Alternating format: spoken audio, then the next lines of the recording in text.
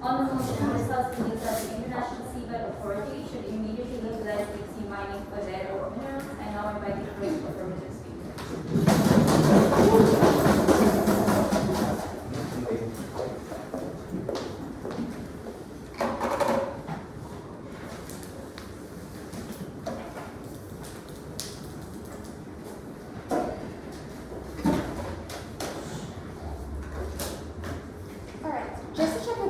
Right? Yeah. Proposition refuses to live in a world where humanity collapses because of scarcity. We believe that it is time to turn to the deep sea. 4 things in case set up before I move on into 2 arguments. Firstly, deep sea mining is the process of retrieving metals such as cobalt, nickel, copper, and manganese, which are primarily concentrated in the Clarion Temperature Zone, or the CCZ, which contains more of these minerals than all land reserves combined.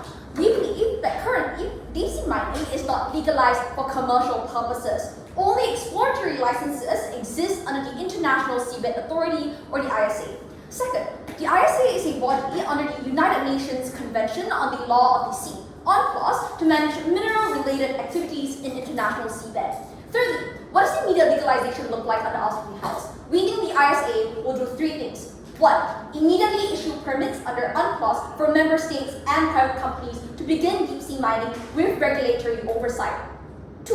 Will enforce environmental and regulatory standards. We will impose mandatory environmental restoration bonds, where mining companies deposit funds upfront in order to cover the cost of restoring the environment after mining. 3. Ensure equitable distribution by reserving mining areas for developing nations and capacity building through redistribution of profits on top of technology sharing. Lastly, then, reframing. If the ultimate goal of preserving the earth today is to safeguard humanity, then we think that the bigger and more imminent threat towards humanity was rare earth scarcity, not the protection of the sea. Proper believes that legalization is the only standard solution to this. 2 arguments then. Firstly, on how scarcity kills humanity. From EVs to semiconductors to guided missiles, minerals are the backbone of the green transition, our economy, and national security. As a result, demand for minerals have been projected to increase to 466 kilotons per year by 2025. However, the current global output of minerals today is only projected at 350 kilotons. In contrast, the CCZ alone holds over 21 billion tons of polymetallic nodules that any country can access because it exists in international waters. We think that without deep sea mining, we are then left with 2 scenarios. A world that is destroyed because of rare earth scarcity, or a world of return to terrestrial mining.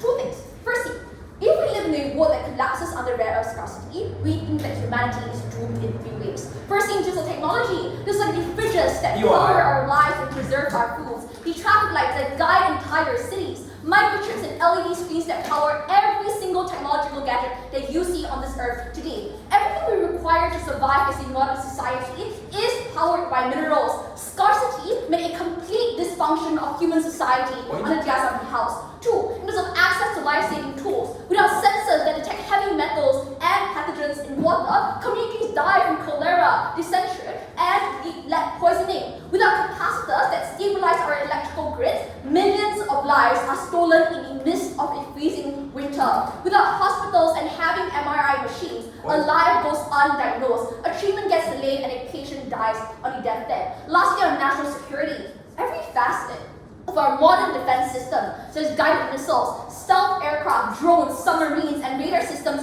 all around the world, and the first line of defense requires minerals to be powered. The other side is essentially supporting a world where we collapse under the weight of that. Secondly, a world where we turn to terrestrial mining to reduce scarcity, we know that it's so harmful in 2 unique ways. 1, your supply is inherently limited both in quantity and geography. Neodymium and dysprosium can only be found in China and Myanmar. As such, China currently dominates 80% of the global rare earth market, a monopoly that's allowed China to engineer a shortage, such as when it imposed export retaliations in retaliation to Trump's tariffs. Terrestrial mining puts the whole world at the behest of a hegemony that does not care about the lives at stake by making rare earth minerals more expensive and more inaccessible. We think that mineral supply chains are also built on human suffering, because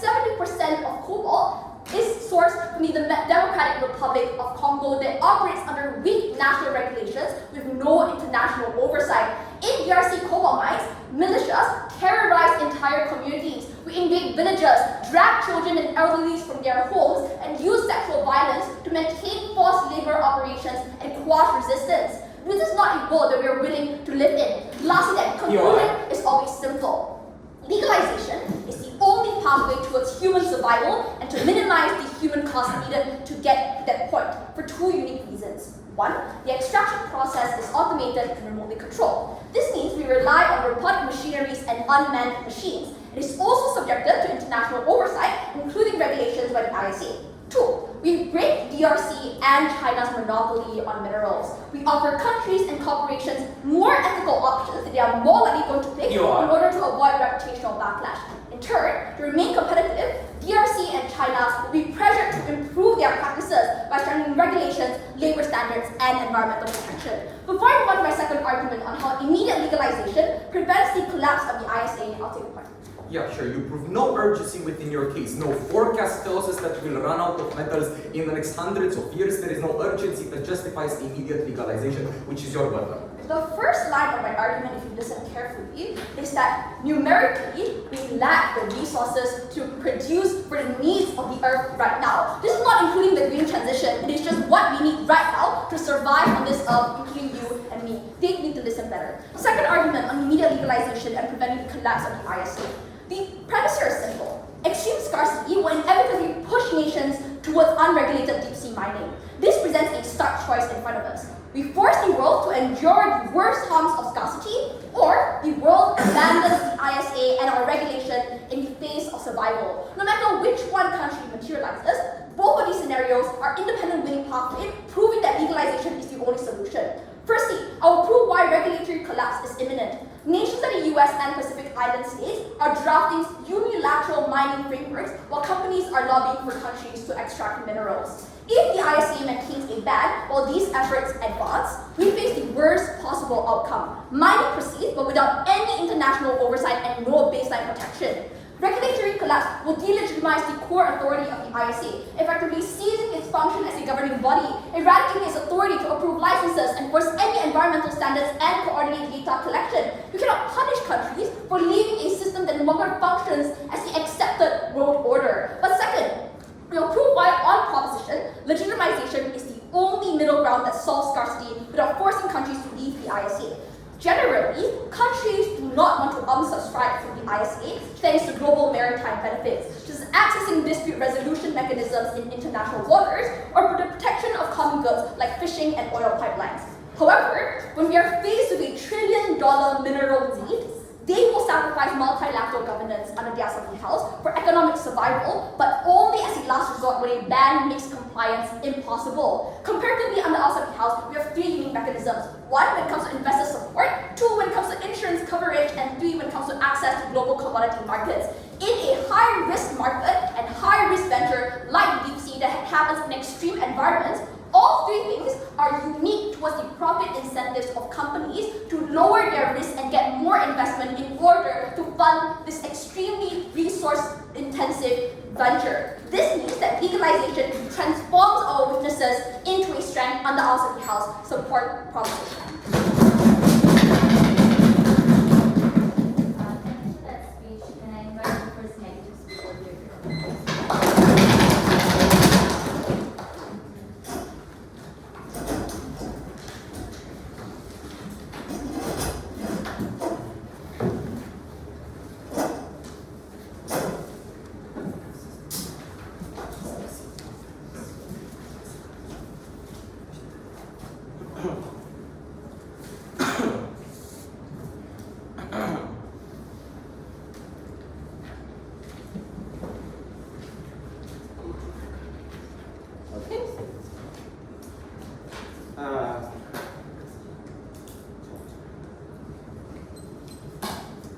Okay, I will start my speech in 3, 2, 1. Last year, prices of most metals like terbium oxide, dysprosium oxide, and neodymium oxide decreased showing that we are not in a crisis, we don't need DSM. On our position, we don't think it should be legalized now or even in the near future. And the way we did this debate is simple: uncertainty. All their impacts are purely speculation. They haven't proven why it's likely, for instance, that the metals will be used in the industries they claim. However, we for sure know that DSM does have harmful environmental effects even on their best case. But now, a few points of rebuttal. First of all, there's a direct contradiction in their case.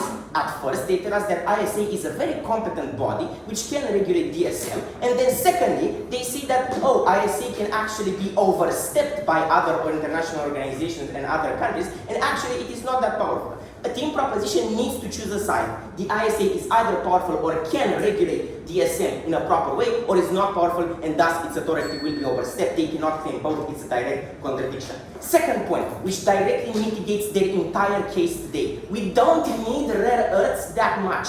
One, we have alternatives without them. We are producing sodium electric batteries at a large scale. 30% of all the EVs in China by 2030 will be sodium based. The EU gave 1 billion for the mass production of graphene for electrical components, so now you don't need elements like cerium or indium for electrical components because you have graphene. And even solar panels and wind turbines could be made with more basic materials like silicon or steel. You don't need rare earths. Second point, you can easily recycle metals. 25% of all the demand of the EU by 2030 alone will come just from recycled rare earths. Apple can recycle them with 95% efficiency. And comparatively, our alternatives are much less polluting to the environment. Recycling uses 70% less water and between 60 to 90% less energy than DSM. If they legalize DSM, then resources will pour in that industry. You will need to invest billions in there, and our alternatives, which are far better for the environment and actually tackle the entire problem of rare earths on its head, will not get enough investment.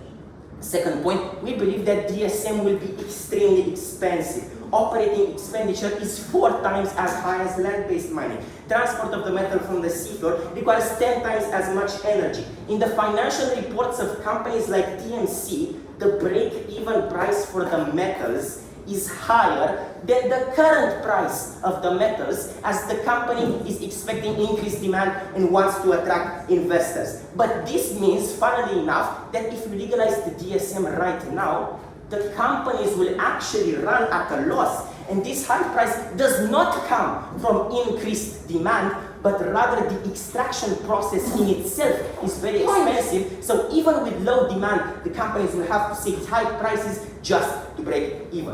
What is the impact of this? Well, you can have many metals, but if they're expensive, still nobody will buy them. All the impacts of the metals going into tech or military or so on simply don't happen because you have far cheaper alternatives. And still on the point of land-based, in order to prove that you will transition away from land-based, they have to prove that DSM is cheaper than land-based. But this simply doesn't happen because, as I said, first of all, intrinsically the extraction process itself. Second of all, land-based already has the infrastructure. You have the mines built, you have the factories built, you have the logistical routes already built. You don't need that much investment on land-based. And finally, on the weird point of the ISA will be super good at regulating, well, we tell you that currently land-based is not regulated, so automatically land-based will be cheaper than DSM no matter what. Note, panel, that we agree that land-based kind of sucks, but simply they have no way to transition away from land-based, so it will be there in place no matter what. Now, on China,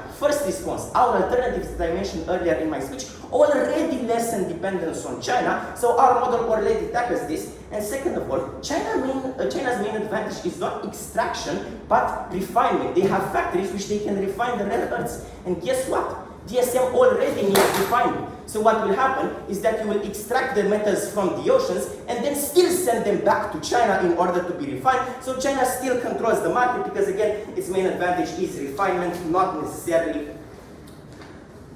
extraction. And finally, on the weird point of the ISA, I'm still not sure whether or not the ISA is powerful or not, but we know for certain that the ISA is powerful enough to stop, blatant disregard for its laws and actually overstepping its entire authority. Why? The ICA is a body of the United Nations. If you are so willing to go against everything the international order says, then you go directly against the UN. And many countries like France, Germany, or the European Union actively oppose the DSM. So if you do this, you have blatant disregard for international law and you put yourself at risk of very high international sanctions. Now there's a QI. Your challenge on cost washes this entire debate, because if it is so expensive, companies will not opt into it even if there's a permit. What is your case still stands?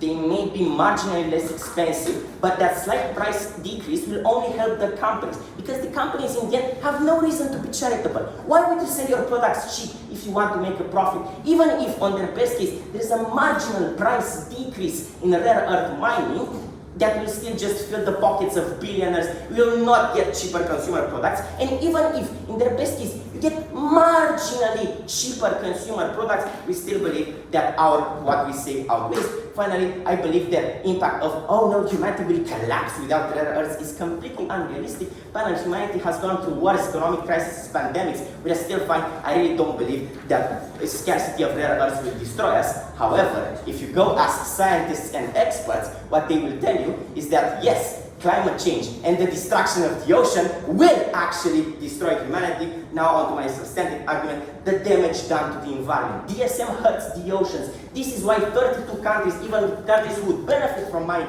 like Germany or France, are opposing it. So what are the harms that we know for sure, even in their best case, with all the regulation in the world, we know will happen? First, when a ship sets sail on the ocean, it requires a lot of energy and fuel. Just one singular DSM operation emits almost as much CO2 as the entire country of Slovenia, and there will be hundreds of operations. Second, vacuums are sent to the seafloor absorbing sediments. Sediments store CO2 in them. Planet Tracker estimates that disturbing them could release hundreds of kilograms of CO2 per square kilometer mined. This will also release a lot of methane, which is 28 times more powerful than CO2. Third, the vacuum at the bottom and the ship at the surface emit clouds of dust which spread in the water, destroying fish species, affecting the global fishing industry, which will have losses of over $2 billion per year. And also, it destroys in an area of 100 square kilometers around the operation between 20 and 40% of all the plankton, which is awful given that plankton literally absorbs 30% of all the emissions made by humanity. What they're claiming on the environment simply contradicts with the pure common sense idea that DSM hurts CO2 absorptions and actually releases much more CO2 than our alternatives. Finally, the ocean could be affected in incomprehensible ways. Ecosystems are very interconnected. If you disturb the seafloor, you may have cascading effects on other ecosystems, even near the surface. The entire planetary ocean may be destroyed, which is a far more concrete impact than all the speculation today. Panel, I am proud to oppose. Thank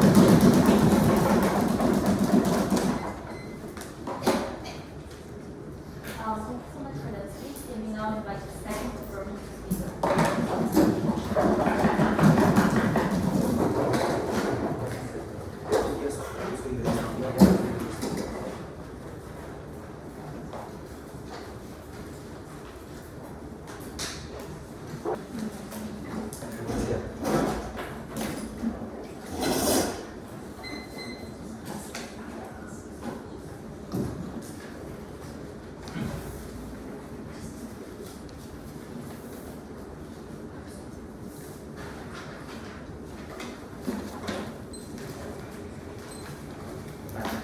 Yeah, just a second.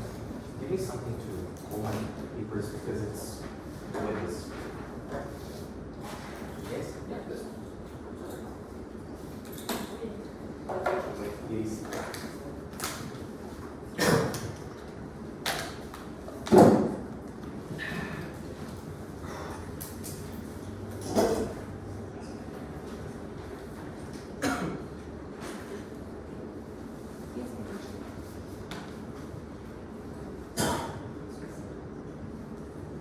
Every sunset in Tuvalu brings another family closer to becoming climate refugees. Every day that passes, people living in the Pacific fear of sea level rising, destroying their homes, their cities, and their lives. This is a motion that is especially increasing emissions, pollution, and it is directly affecting people. That is why we care about the climate. To give you some figures about the whole point about pollution, and it happens anyways, what happens with deep sea mining operations take place is that they emit per ton 5,000 kilograms of CO2 emissions. The comparative of our alternatives is 300, and the status and for recycling it's 1,000. This is at least 5 times more intense, and if they want to claim their impacts, it has to be very intense. They can have all of their beneficial impacts if they increase a lot of pollution that is very negative on their side of the house. I wanted to establish this as this is the framing of the debate. Having that said, I will answer multiple questions within the speech, but firstly, let us discuss the humanitarian scarcity and urgency. This is the first point I get into. And a few things to say here. We do not believe it is the time for us to just exploit this because we are not in an urgent situation. That is why countries were able to stop this through a moratorium and put some blockades within the ISA. Firstly, they are not scarce enough. We have a lot of inland resources. We have the lithium triangle in Latin America, which offers over 40% of the world's copper. We have a lot to mine in Africa and South America, and new deals are being brought. Raw materials are being found in the United States. There is no scarcity in the next hundreds of years, which does not justify their urgency, which they have to prove. It's a huge burden on their side of the house. But secondly, mass production of goods in the status quo decreases price. Prices are increasingly lower in the status quo, which means that there is actually no urgency. You have a lot of abundance right now, which already decreases the price. It is effectively hurts their urgency point, which is an important burden on their side of the house. Second large point, I want to further and explain more on the environmental impacts, which have not really been interacted with. Firstly, I want to mention the scale of this, because this is not just the Clarion Clipperton zone. This is all the oceans of the world combined, right? Mining operations will probably take place in multiple places. Two things to say. Firstly, what we know so far are from tests which took like months or maybe a year. This is our smaller scale, and the impacts were gigantic. The Japanese government found horrible consequences for fish populations in Japanese seas, over 40% reduction in tuna populations. Very important here, more than this, they found that pollution spreads in the water. So it's not just a local impact, it spreads everywhere. And if it's especially intense, it will spread to multiple places. If they're larger on their side of the house, the scale of environmental impacts are insanely huge, right? Because we know only a little of how harmful they are. If we increase them, they'd be significantly larger. Secondly here, I want to crystallize our impacts a little more clearly. What we're talking about in consequences hurt individuals. Deep sea mining on the floor creates earthquakes which tear down homes for people living in the seaside parts of continents, on the Cook Islands for instance. Rising sea levels actively kill people and animal populations within islands, and it's a persistent thing which happens every 30 minutes. Fish populations are being decimated, and it's important because this pays for the food security of island nations and much of the Pacific world. 97%, no thank you, of people having a job in, for instance, Tuvalu or Kiribati, engage in subsistence farming. And what they do on their side of the house is decrease fish populations also by giving permits for companies to exploit, thus taking out the water from fishermen, and thus creating more food insecurity for individuals. This is more intense because it hurts their everyday lives. To weigh those points. Firstly, it's a very certain impact, not contested, it's factual, and has a lot of horrible consequences. Secondly, it's a negative loophole. The more you hurt the environment, the less it is being able to be restored, right? The more you hurt it. Because we also don't have much access to the seafloor, it's very hard for us to reverse those impacts, they're irreversible. Thirdly, they hurt sustainable economies of these countries. You get yearly, in Kiribati for instance, $500 million for the fishing industry. That's a lot, right? And what they do on their side of the house is decrease that. And guess what happens when we run out of metals, which will also happen at some point in the future? It will destroy the environment and get us countries to even worse situations on their side of the house. No, thank you. But more than this, also in this environmental point, let me address land-based mining. Because firstly, I think we have enough via the claim regulations to also claim more regulations when it comes to, for instance, child exploitation in the DRC. But secondly, we prefer land-based mining because it's more visible, more people can protest against it and set regulations. Secondly, we know more about the earth and it's much easier to implement reforestation or restore the environment because it's more direct and we can act better upon it. So yes, we protect the environment much better on our side of the house. Not yet. Now, on price. I want to bring some clarity here. Firstly, there is no urgency of companies pressuring, right? That is the whole point of prices, right? Noted on the floor. There is a whole point when it comes to urgency of companies pressuring that they claim. A few things to say here. Firstly, prices are said to be high. That is why TMC stock decreased by 90% because investors don't trust it. Extraction is expensive. It takes 6 times more energy. Immediately, please don't. Secondly, on the long run, prices might fall on their side of the house after all the exploitation and harms. But Prof has to prove a significant money difference in order to justify it, which they have failed to do so right now. Maybe in the future it will be cheaper. They have to prove that it gets in the right places and that be in an immediate time to justify immediate legalization. That's very important. Thirdly, we have a fiat to propose the alternatives, as we told you, the regulation on land-based mining. Now, more than this. Fourthly, on price, about monopoly incentives of those companies. Because guess what? Just like oil companies, which are fuel control a large degree of the whole oil supply in the world, they have the same things. What happens when you control the supply? You raise the prices because you're the sole provider. Those are very small actors because it takes a lot of investment to get into those industries, and thus is going to be very huge and very significant. Thus, they're likely to increase the price. But more than this, they also have to prove that it gets to people, those small prices, right? Because first, the environmental companies are small. They're not likely to have the same purchasing power as the military industrial complex, for instance. And secondly, if they want to prove cheaper smartphones or cheaper airplanes, good luck proving that. No, thank you. Good luck proving that is enough for individuals, right? This is not a direct impact upon people. Maybe smaller prices are good on your side of the house, but we'd rather save the environment and not create all those harms. I'll take the point.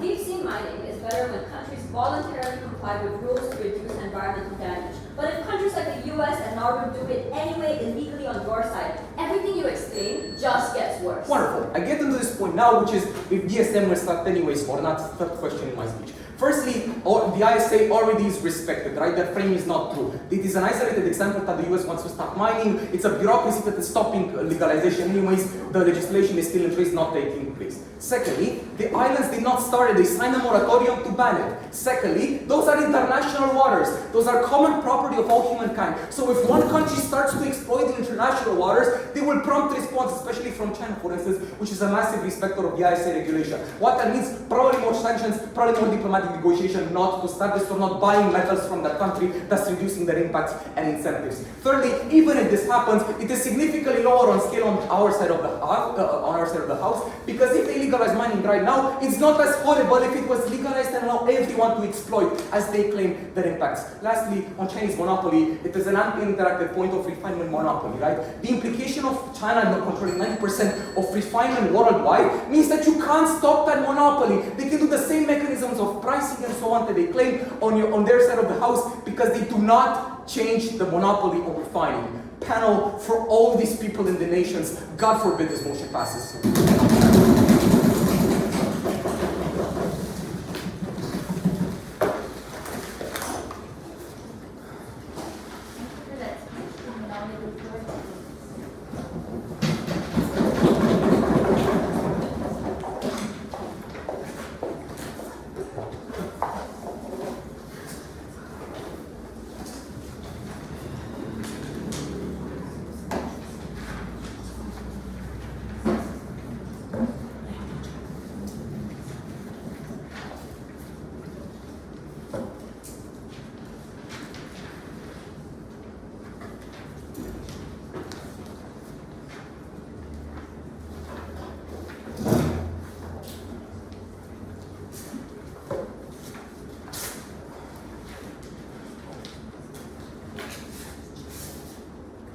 Under a facade of protecting the environment, opposition will doom the world to the dirtiest supply chains of the world, one that was soaked in child labor, one that was stained with the blood of exploited miners. So on their side, in denying the world a cleaner alternative, all they did was entrench exploitation. There are two issues in my speech. First, necessity is again environmental damage. But before that, one broad strategic observation that takes up a majority of their case. They never actually dealt with our counterfactual and our argument too that we pushed to you from first, that under a ban, it aligns with the profit incentives to mine anyway and go against it, but under regulation, it aligns with the incentives for the companies to comply with those regulations. I think we told you we had facts on our side, that the USA is already establishing unilateral mining frameworks, that corporations worldwide, like the metals company, is already pivoting working towards the USA and sidestepping the ISA as a whole. So on their side of the house, they were the ones that allowed mining to happen, but they allowed mining to happen much worse because there was no regulation on their side. The nuance here, even if you don't buy our facts, the nuance is simple, that hundreds of actors have already invested billions of dollars into exploring the deep sea simply because the ISA lied to them. The ISA said, if you explore first, I will legalize it later on down the line. So these are huge sunk costs for these actors, and if the ISA then goes back on its words, they will go choose to mine anyway on their side of the house. And unlike what O2 says, there is no check and balance, because once this starts on their side of the house, every single actor colludes to mine illegally on their side. And that was why there was no check and balance between different countries. The implication is simple, right? Because then opposition would inherit all of their harms, and this compounds because of unregulated mining. So all of their harms about pollution, but all the CO2 release, all applies to their side of the house. The first issue of necessity, we pointed out that the Earth was facing an existential scarcity of REM that harmed us because we needed it for cars, we needed it for MRIs, we needed it for missiles and the green transition. And all of these were facets of a functioning human society. The first response we hear from them is that there actually is no scarcity, and they point to some random fact of the prices dropping. The first response to this is just empirically untrue. We told you from first, I just gut check this, right? Obviously land supplies are finite, and obviously land supplies will run out one day. But we tell you, you're already running out because of a huge usage. You need it in technology, you need it in the military, you need it in healthcare, and therefore it compounds with every aspect of human life, and therefore obviously it will run out and is running out. But the second response, even if that is untrue, we told you from first, it was engineered scarcity by monopolies like China, monopolies like the DRC, who definitely and intentionally restrict supply in order to drive the prices of rare earth minerals up. And these are the monopolies empowered on their side when there were no alternatives to their hegemony. And this is just quite intuitive, just like OPEC restricts oil supply to drive prices up. This is exactly what China does on their side. But their second response that they drop down the trench is that there are alternatives like sodium batteries, you recycle metals. So we already told you in second to no response that oftentimes these alternatives are quite poor. Sodium batteries are too heavy to be commercialized. Recycling is forever limited because we cannot recycle the materials we don't have. We told you the amount of metals we have in circulation simply isn't enough to power the green transition, or simply isn't enough to cater to our growing demand as population rises. But the second and most important new response I'm going to tell you is that they haven't actually met their burden. There was not enough for them to prove that alternatives exist. They had to prove why the alternatives were accessible, and that was why adoption would happen in the very first place. But oftentimes, corporations worldwide do not have the incentive to use this new expansive magical sodium battery and this new technology simply because there's a collective action problem on their side. For example, if Mercedes would pivot to sodium batteries, this would put them at a direct disadvantage from other car companies who continue to use traditional batteries and therefore could operate at a cheaper cost, and therefore this would be the problem they had to contend with. But I want to note at the bottom of this, even if the deep sea mining process is maybe marginally more expensive, and this is me being charitable on their side, it was the fact that a huge influx and the flooding of 21 billion tons of minerals into the market would make the cost of the minerals go down anyway. So these are the nuance they missed. It wasn't about the inherent process being cheaper, but the flooding of the market would reduce the price drastically. And therefore, there was a trickle-down effect, and therefore, there was a downward pressure on the price of goods like MRI machines, like your smartphones, and like your computers. Why was the winning then, and why was this issue debate winning? Firstly, we win uncertainty. We know for a fact that rising MRI costs due to scarcity of minerals may decide the life and death of someone coming to the ER. We know that insufficient sensors to detect whether water is dirty water will allow them on their side of the house, people have to drink contaminated water, contaminated diseases. But secondly, even if you wanted to clash directly on the environment, we told you what ours said uniquely recapitalize the green transition when we supplied the world with sufficient minerals to do things like make solar panels, to do things like make EVs, and to do things like make wind turbines. Therefore, we quoted all of their benefits. Before I move on, I'll take a point. The simple fact that supplies are decreasing from the earth, as you claim, does not mean we are in a crisis. The whole world is not experiencing major collapses of resources right now. There is no urgency. Proof immediate legalization, please.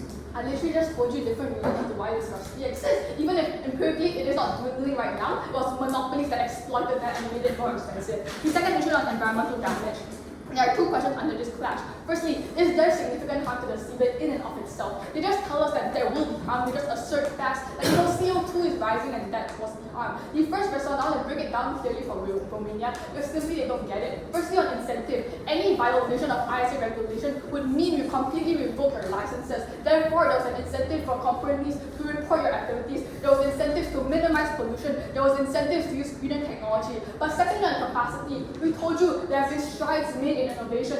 This was new technology that minimizes the creation of dust fumes, for example, that therefore would minimize the harm on the earth and to the overall sea. Oftentimes, there is technology that minimizes habitat damage. For example, instead of vacuuming the whole floor, we'll just pick up the minerals on the floor. And therefore, these were Scandinavian countries at the forefront of these innovations. And therefore, I just don't think we have to defend the worst harms. Oftentimes, there's exponential growth of technology, which means it's a short-term harm at best. But more importantly, we were the only team to structurally prove why the damage wasn't that bad. Because opposition only relied on assertions and dumps of examples. If opposition clearly knew the harms of deep-sea mining, then obviously the ISA knows these harms too. The ISA knows that carbon dioxide may be emitted. The ISA knows that habitats may be destroyed. And therefore, there's an incentive for the ISA to take preemptive measures to impose all of these regulations and to prevent these harms from occurring in the first place. And therefore, they will mandate certain extraction practices. I just don't think it's unreasonable for us to defend them. But the second question under this debate, under this clash,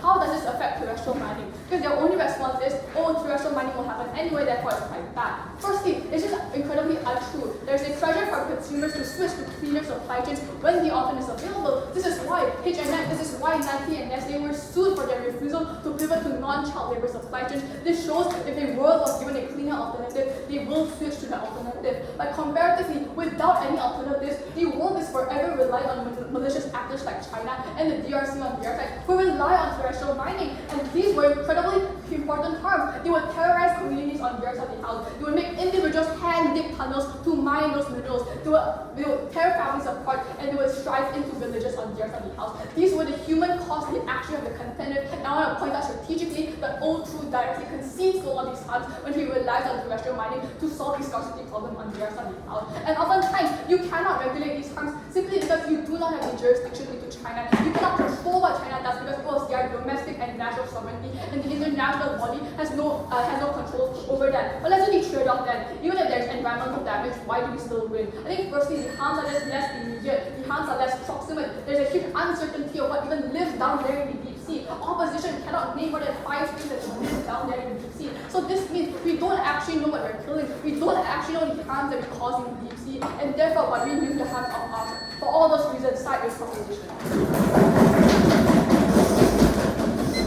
Let's read it now, like,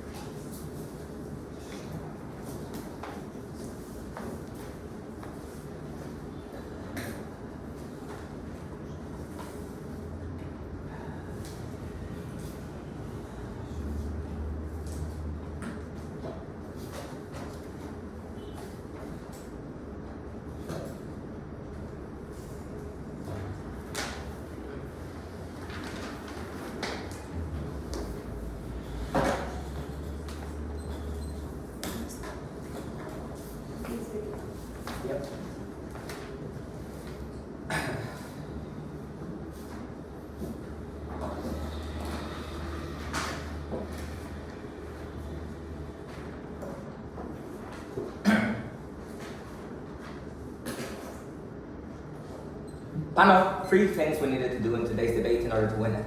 Firstly, to prove that their impacts are marginal, not that extensive, are not going to reach many industries that they claim to reach, and are not going to impact the average individual. Secondly, to outweigh it with all of our environmental impacts on both urgency, extent, and scale. And thirdly, to explain how our alternatives co-opt all of their impacts, something that they didn't really interact with. But firstly, let us clear this point out of regulatory collapse, i.e. we need to legalize it now, because then else we won't have that authority later. Firstly, on ISA authority, I think we also get the fiat to say that this is not going to happen. They themselves claim to be an organ of the United Nations, i.e. it's really hard to bypass, so flipping it with their own mechanism that we give it, we simply see it wouldn't be likely. But secondly, even if it were likely because of their mechanism for how companies would lobby the ISA, even though they're the ones who say that the UN cannot be lobbied, we see that there will probably be some sort of a prisoner's dilemma, i.e., if the US is the only nation that decides to do that, and most nations don't, they will simply get sanctioned. We've told you, those are international waters. Whenever you bypass common property, you're not going to get bought from. This means that at least we're going to have China and the European Union acting as a counterbalance. If the USA cannot sell to the biggest consumer and producing markets in the world, then they're not going to be able to have competitive pricing on our side of the house if they decide to do it whenever it is not legalized. So through this, we prove how all of our fiat of not legalizing it simply works. If the US were to do it, they couldn't sell it to the EU, and they would have less people or nations who they could buy from, and as such, they wouldn't have as many bidders for their products. Our fiat simply works. But thirdly, they simply have a contradiction. They cannot say that simply the ISA is not going to have any authority on our side of the house, yet they claim it's going to have the authority to properly regulate it, to properly redistribute funds, and so on and so forth. We believe it is somewhere in the middle, but simply that our mechanisms of how this is a prisoner's dilemma and how countries are going to counter-react is much stronger than theirs, because it proves incentives and it proves why companies will probably want to do that. But more than that, they simply have an unrealistic frame of how this would happen. They say that like thousands of companies have applied to this. No, it is only the TMC who has applied to actually exploit this. They've not started exploiting, they're waiting for ISA approval. So even based on empirical patterns of how companies are acting within the status quo, we simply see that they're likely to respect the ISA exactly because they want it to be legalized. Whenever it's not legalized on our side of the house, this simply will not happen. But now, let us get into the main point, into the first point and clash that we told you, how they're going to have a marginal advantage on their side of the house. Firstly, we tell you that simply those materials are not going to impact that much. One, because of monopolistic incentives. We think their point. No, thank you. Exactly because they have these incentives, and there's so little companies who will actually be doing DSM. If we have a marginal price decrease on their side of the house, we see companies simply exploiting that.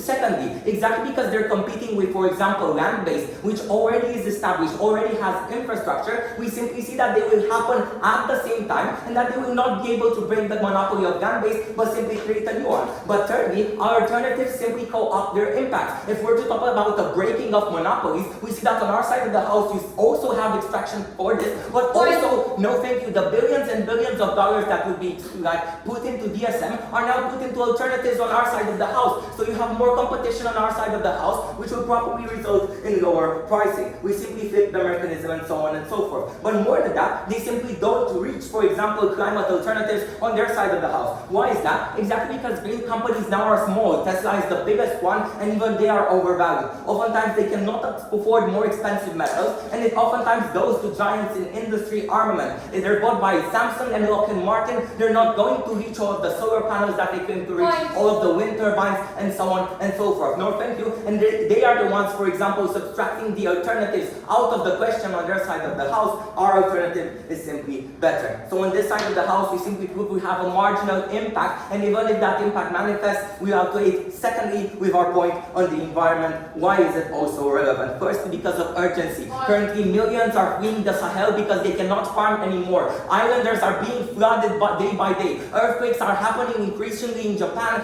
causing billions in property damage. No, thank you. This is what happens whenever you have an urgent environmental problem. They have not yet contested our mechanisms on how DSM actually pollutes, and we've proven to you how DSM actually pollutes more than land-based mining even, and more than our alternatives which are greener. So on their side of the house, they're going to increase the scale of this pollution. What this means is that if they want to counter-react all of the negative impacts on their environment, they need to prove that they're going to have cheaper and way cheaper materials, and that they're going to find the technology enough needed in order to compensate for all of the extra damage that is going to be caused on their side of the house. Comparatively on our side of the house, you simply have reversibility. Whenever you have land-based mining, you can plant more trees, you can repopulate forests. You can simply do that on land. On their side of the house, you cannot do that in the deep sea, and the impacts are hundreds and hundreds of kilometers away from the extraction site. This means that, no thank you, whenever we have land-based mining, we probably have one community that is affected, the town nearby. Whenever you have deep sea mining, you have the whole world, oceans, the entire fishing industry of Pacific nations that is going to be hurt. Simply weighing it on quantity and even on extent, we simply see we win their environmental points on their side of the house whenever we compare the alternatives. But more than that, let us also explain why this environmental impact actually helps the developing nations they also try to protect. because we have conceded that they're going to get money from this exploiting. Yeah, they're probably going to get everywhere from $50 to $140 million a year. But what cost does it come at? It comes at the cost of destroying a $2 billion a year fishing industry, which is firstly at first hand much more than what they are going to get. No thank you. But more than that, secondly, it's also going to destroy tourism for these island nations.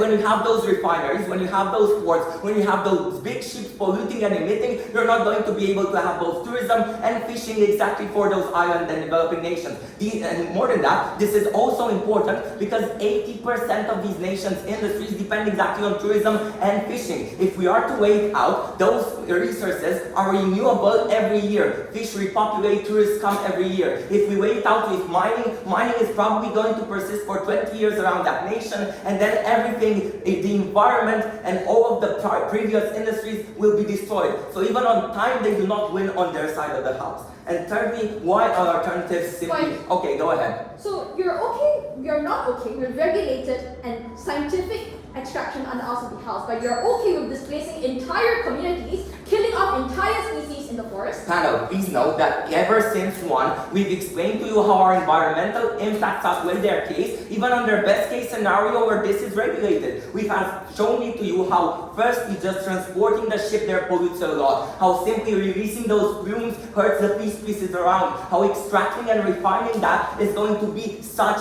a polluting process. And thirdly, on our alternatives, how do we win? It is our countercrop. The billions of dollars that we put into their side of the house are going to go into our alternatives. We're going to have recycling, which directly interacts with their point on breaking monopolies. Because whenever nations don't need to buy from others as much, they're not going to rely on nations such as China, who they claim to be aggressive. Secondly, on these alternatives, we simply have much more money going into them, and they're more likely to simply work. We can see that steel can replace, for example, dysprosium in solar panels. Sodium replaces lithium in EVs. Graphene replaces neodymiums in chips. We have these alternatives. All we need to do is to input all of those billions of dollars into our alternatives. We're going to have a greener future. Our metals are actually going to be less expensive, and we're actually going to lessen dependence on those monopolies because these alternatives are not dependent on competing with land-based mining. Exactly because of this, we win. Thank you.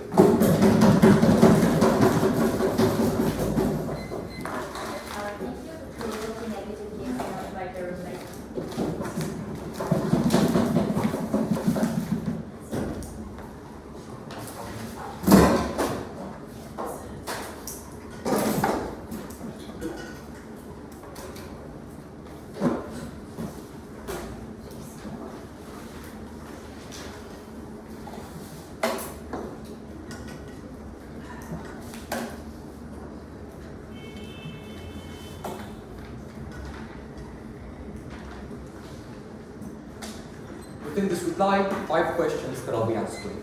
First and foremost, do we need DSM now? And the reason I emphasize now is because immediate means from months to maybe a few years. That is the time frame they had to prove on their side of the house.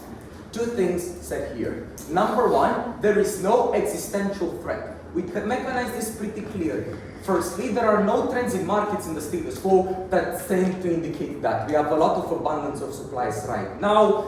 That's why prices are getting increasingly cheaper in the status quo. But more than this, nobody is freaking out in the world except for those companies because we still have those resources in order to provide for our basic needs. But secondly, we told you that even if there is some sense of urgency, we have alternatives for which we have also equivalent fiat to invest in technology to make them better, more efficient, and so on. Firstly, we told you they're cheaper because they're recycled. You buy them once, you recycle every time, and every time you use them, the price is cheaper. That's what we told you through our mechanisms. But secondly, they're abundant. Sodium is everywhere, for instance, which decreases the whole point of reliance on China, right? We have less of that on our side of the house if we prove the alternatives. Even if that's not but more than this is happening already in the status quo. The EU has 40% of its metals recycled. More than this. Secondly, will DSM metals solve the issues they claim? Firstly, we told you high extraction costs. Secondly, we told you monopolies will exist on their side of the house, therefore they're likely to increase prices or not be as efficient as they claim. Thirdly, we told you they're an early industry, which means they do not have the prices cheap for decades because it's very expensive to continuously provide it right now. What they have to prove here in order to prove the justification for all the negative consequences is a significant price decrease which they haven't. Even if they get some cheaper goods to some degree, that's a cheaper phone, a cheaper car, that's the impacts they claim. But they haven't proven, and it's very late in reply, how intense those are upon individuals. Why do I need so much a cheaper car or a cheaper phone when people are dying in the alternative? That's very important. We told you that those are also mutually exclusive. You cannot have what we say on their side of the house, specifically because once companies start doing that, governments like to invest in it and so on, so you all don't get the resources to the alternatives. But thirdly, environmental consequences. We told you they're irreversible. Comparatively on our side of the house, it's much easier to act upon land that's not under the sea, it's 1,000 meters under the sea. Secondly, they're more intense. They significantly hurt people, especially in vulnerable places. Thirdly, they harm economies because they take away the economies that basically relied on the water because you can't exploit that anymore. Why? We told you they're carbon intensive, but more than this, those economies are mutually exclusive to what they claim. Earthquakes are created, fish populations are being destroyed. The scale, first we told you, on second, they're everywhere in every ocean and a lot of places. But secondly, those people are very vulnerable, so we also win on intensity upon this point. Do not neglect the environmental impact, it kills people. Fourthly, if the DSM starts anyways, which is why they claim, firstly, we contested this framing, we told you slow steps are being taken in the status quo. They gave an isolated example of the United States, but most island nations do respect the ISA and have signed a moratorium to stop it. First, we told you about the international response uninteracted with. But secondly, we told you those, even if they happen, would be smaller in scale on our side of the house. Even if they start mining the hell out of the ocean without us legalizing it, they still be significantly less worse than on their side of the house when they give it freeway through signed paper and everyone can do it legally. That's why it gets worse on their side of the house. Fifthly, on monopolies, specifically on China. Firstly, they haven't proven why China would do this. Secondly, it's a very rare impact in which it decides to screw up global markets. They haven't proven scale or the time it happens. Thirdly, we responded. We told you it has a monopoly on processing uninteracted with. But more than this, I believe bottom line is a very weak impact this falls into debate. In the last worst case ending on weighing on our side.